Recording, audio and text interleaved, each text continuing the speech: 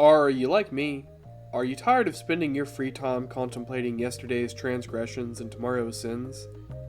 Sounds like we, my friends, need a hobby. Ever since I was young and spent hours daydreaming about all the maps and features I wanted to see in Black Ops 1 Zombies, I have also wanted to make video games. Back then, maybe around 4th or 5th grade, I hopped on my little phone with my little self, not really, I was chonky, and looked up how to do just that. The first resource I found was a tutorial for Unreal Engine. I can't begin to tell you what it was about or who made it, but I can tell you I watched 3 minutes of it, closed YouTube, and forgot about that particular dream. No, it was complex, and my time was better spent focusing on a career path more suited to my intelligence level, like applying for welfare later in life. Of course, I dabbled in the forum a few other times since then, downloading different versions of Unity across multiple years and telling myself that this time was the time I would actually learn it. Now, to my credit, I think I did finish 1 hour-long Angry Bird tutorial, but a single agitated bird didn't teach me everything I needed to know, and I soon gave up yet again. Now that I think about it, it may have been Flappy Bird. Alright, what's different this time? Well, you may have heard about this new option in game development, aside from Unity and Unreal, which I've already mentioned. A young mover and a shaker with a strong jawline, a firm handshake, and who treats you like a pal. I love Godot, but I'm more interested in talking about the shitty game I made than glazing the engine I made it with. For now. So, what are we doing here? What's the plan? The plot? The scheme? Well, I've taken a vacation from my job, and I'd like to make a somewhat functional game before I have to go back. God, I don't want to go back. But hey, that's later Bulby's problem. That kinda sucks. In the here and now, I'm making a balloon scene with a script that moves it upward at a fixed rate. If you remember that Rick and Morty mobile game, Jerry's Game, then you have a fair idea of what I'm attempting. You just pop the balloon, then again, then some more. Am I a genius or what? But seriously, this sounded easy enough for a novice like me, while also being far enough outside my comfort zone to teach me a few things. If the video editing lines up the way I hope it does, you should have seen me, at 800% speed, start the project and get some folders set up before making my first real GitHub repository. I feel so professional. If you pay very close attention, you can notice that I spelled balloon wrong for the whole project. I crashed it together with balloons, as in balloons tower defense, and used a word that didn't mean anything. Of course, I love tower defense games, which I must get from my father because I've never seen him turn down the opportunity to play one. I would love to make a tower defense game of my own one day, but for now I need to learn how to instantiate scenes in Godot from some kid. Thanks, kid. Now I can use that knowledge to make a balloon spawner. It takes a timer and instantiates a balloon scene every time it runs down. I already had a few ideas of how to improve it, but that would have to wait for another day. Day 1 actually ended with me creating a score label in the top left corner that I ended up repurposing for something else later. How did I feel at the end of day 1? Well, since I keep a detailed journal, I could go back and quote myself directly, but that would involve reading, which is gross. I felt good, but not great. I was able to get everything I wanted to do for the day done, but I did have to watch a tutorial for an aspect of it, which is reasonable and fair considering I don't know what I'm doing. But I guess my ego takes any reminder that I'm not currently as good at something as I want to be as a statement that I'll never get to that point. Is this what psychology calls a cognitive distortion, or do I misunderstand that concept? Let me know in the comments.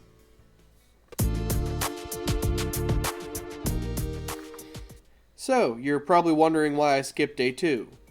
Because it's my video and I can do what I want with it, Dad. Oh, and also because I wanted to break up all this development with some art. On day 3 I felt bleh and didn't want to do anything that involved too much thinking, and since I don't know enough about art to think about how I'm doing it wrong, I figured that would be a good place to start. I spent the first part of the work session putting together a balloon sprite. I played around with the shape and form, zooming in and out a lot to see what it would look like from a distance. After staring at my creation for some time, I realized that I cannot let this be the first representation of my skills on this channel. Back to the lab again. Let's go ahead and get a second frame started and make sure it's blank. The goal is to leave the first one intact in case this one ends up even worse, somehow. Afraid I don't quite remember if I got the reference image before or after starting the second attempt, but it helped me get a better overall shape to start with. Once I got a form that satisfied me, it was onto the shading. No kidding, I spent most of my time shading and then reshading this sprite, trying different colors and dithering patterns, desperate to find something that captured what I wanted. And I wasn't even trying to capture anything complex. Your man just wanted to show a little curve is all. Just to make it pop and add definition. Like I said earlier, I'm not good at art, nor do I know much about it. But in my observation, getting the form down is a minute fraction of the battle. Putting lines down in a way that fits the image I have in my head is difficult enough, but then trying to portray light in a way that shows dimension is where the real struggle comes. Eventually I came to something I'm pretty happy with. I still think it looks off, but say it with me now. Done is better than perfect. Great, now I can move on to making a popping animation that I never used. How lovely. The process starts by taking the sprite I wish to use and creating some separation between the pieces. I then alternate between erasing, using the rearrange tool, and moving the pieces down to try and get something that looks good. I do not succeed. See, if you were going to do this right, you would skip using the rearrange tool and instead focus on creating ribbons of balloon that reflect the light and shadow the way that actual rubber tatters would. The pieces would also shoot out more and then seesaw gingerly. But the point here is that I just didn't quite have the skill to back up my ambition on this one. The remainder of day 3 was dedicated to making and then reworking this restart button sprite. At first I tried to put a capital R in it, but it kept turning out funky. In the end I decided on making a circle. I figured it represents a loop well enough, and loop represents restart well enough. How was I feeling at the end of day 3? Not too shabby-lated if I do say so myself. Don't get me wrong, I'm not delusional. I know that what I made didn't look 5-star or even 2-star, but I think it looks passable. And for something I'm just making to learn, I guess I can accept that. Remember how I said back in day 1 that I already had a few ideas of how to improve it, but that would have to wait for another day? Well, guess what? Day 2 is dedicated to making this one update. Can you tell my work ethic isn't great? I have whole days off and I'm making just 1 or 2 changes a day. I guess I could be proud that I'm doing it at all, but... Anyway, I made several spawn tiles, which are just area 2Ds that represent a space in the game that I can assign a balloon to when it gets spawned in. I then add them to an array and make the spawn location equal to a random number between 0, the first entry in the array, and the array size minus 1. Is it even fair to ask how I felt at the end of day 2? I had one goal and accomplished it without exceptional fuss. This must be what a parent feels like when their kids shit on the toilet for the first time. They know that they will have to clean shit up again because the baby won't make it next time. But this time, in the here, in the moment, there is no baby shit to clean up.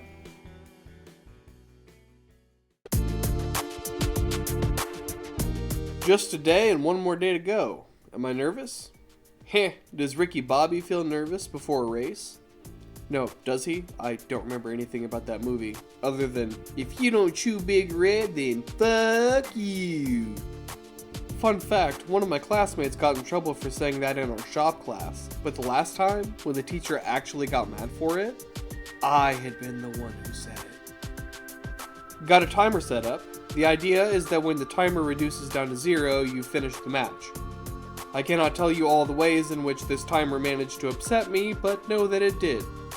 Know that 20 minutes of meditation a day is not enough to quell the pain of what this timer put me through. Confession time! Throughout the last several work sessions, I've been trying to get the score system to work. The problem is, I'm stupid. I've tried adapting method from other people's projects to my own, but I couldn't get anything to work. It caused me more frustration than anything else during the development of this, thing. I know it should be easy, and that's kind of the most frustrating part, is I watch the video and the person explains it in a way that makes it sound like I should be able to do it, and then I don't. I spent some time doubting that I'd even finish it, and that I might just have to start over another time after some practice. Perhaps I was still not ready to try making stuff on my own, which was fine, if not a little stinging. At this point, I was quite frustrated. What do we do when we're frustrated? We take a hot shower. And it was there, scrubbing my scalp and beard with Head & Shoulders sandalwood scented shampoo conditioner combo, that I had an idea. Not a big one, a very small one in fact. It was not to add anything or to try another way of getting the score mechanisms to function. No. For my next trick, I replaced the score system entirely with a live system that reduces by 1 when a balloon gets past you. So the main gameplay loop goes as such. Click loon. Loon pop. If not pop, escape. Escape bad. Too much escape and you lose game. Lose game bad. I added artwork to the game. I tried and failed to make the popping animation work. I made the restart button its own scene that turns visible when you lose the game, and added code to make the button change color whenever you hover over it. End of day 4. How is your man feeling? Getting that score thing solved was a weight off my chest. I mean, not solved as in working, but solved the way the FBI solved its problems. I just made it disappear and replaced it with something a little more cooperative.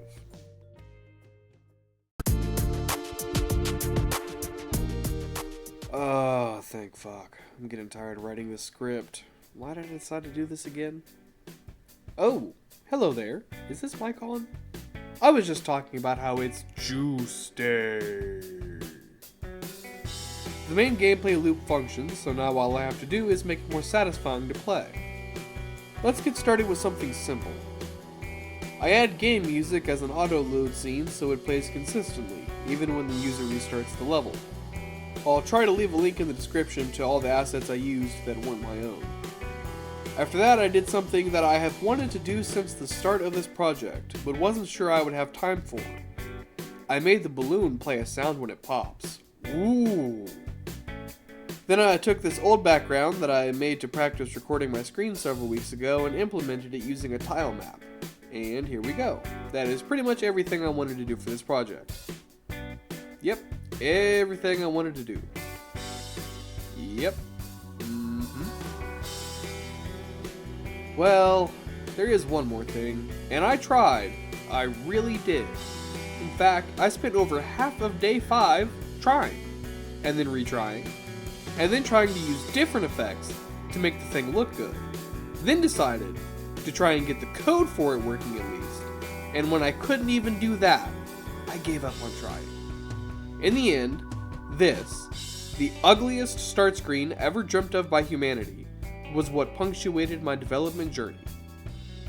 I scrapped both the scene and the script that I made to go along with it, and added a quick and dirty set of instructions to try and explain what you're supposed to do in the game, and also maybe hint at a little bit of story, even though it was only one line, so I couldn't do much. And I called it finished.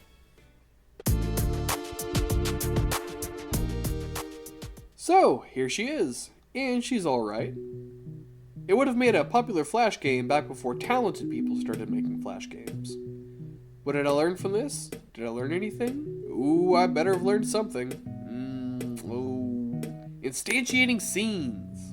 Ha! Score. I guess I also learned how to manage myself a little better in terms of getting started on projects, which is something I've always struggled with. Next time, I think I want to work on pushing myself forward when setbacks come up. Even at the time of writing this, I'm working on another project, and as I messed up the last feature to be added, I became so frustrated that I didn't want to work anymore. To end this off, I'd like to list some features that I would add if I had more time and skill. Add a sound effect when the balloon escapes. You can never have too many sound effects. I'd like to add a little bit more story, maybe explain why you're here and why you don't want to let the balloons escape. I'd like to add a few different colors of balloon and make it to where the balloon spawner instantiates one of the different colors at random. I'd love to add abilities to make the game more fun, such as freezing time or making one balloon shock the ones around it when popped. Add difficulty selection for a more hectic experience. Add a cooldown to the click so that you can't just spam it over the balloon. And make a start screen that doesn't look like someone wiped their dog's ass with it. See you in 2 years when I post again.